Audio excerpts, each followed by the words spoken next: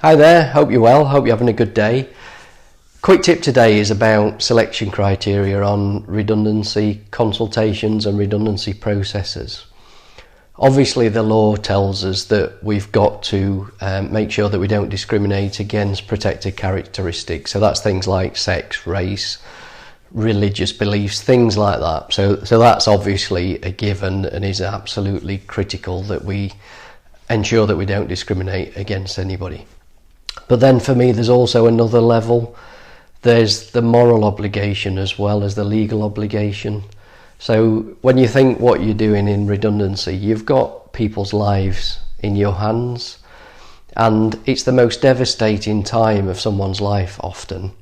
And having been there twice myself, being made redundant twice myself, and having unfortunately made thousands of people redundant in my career, I've always found that redundancy is the most difficult thing that you can deal with, because ultimately people are potentially losing their jobs.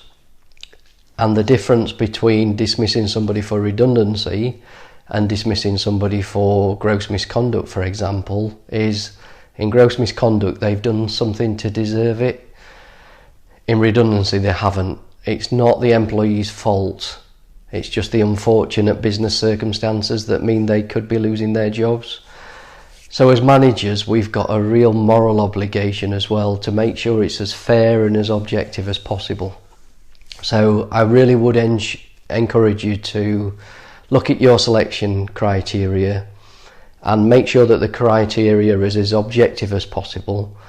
But then when you apply that criteria, whatever it is, to make sure that there's absolutely no bias in there, whether that's conscious bias or unconscious. Blue-eyed boy syndrome, things like that, you've got to make sure is not in there, because at the end of the day, you're making decisions about who keeps their jobs and who unfortunately loses their jobs. And that's big changing things for everybody involved. And it's really important that you can sleep at night and say, we did as fair and as objective a selection criteria as we could. And I really would urge people to ensure that whatever decisions are being made are being checked by some kind of independent person who's got no bias and no issues about the organisation or the individuals involved.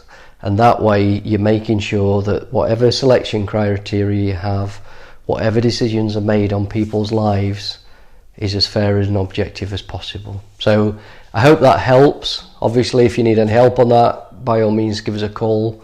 But in the meantime, have a great day and see you soon. Take care.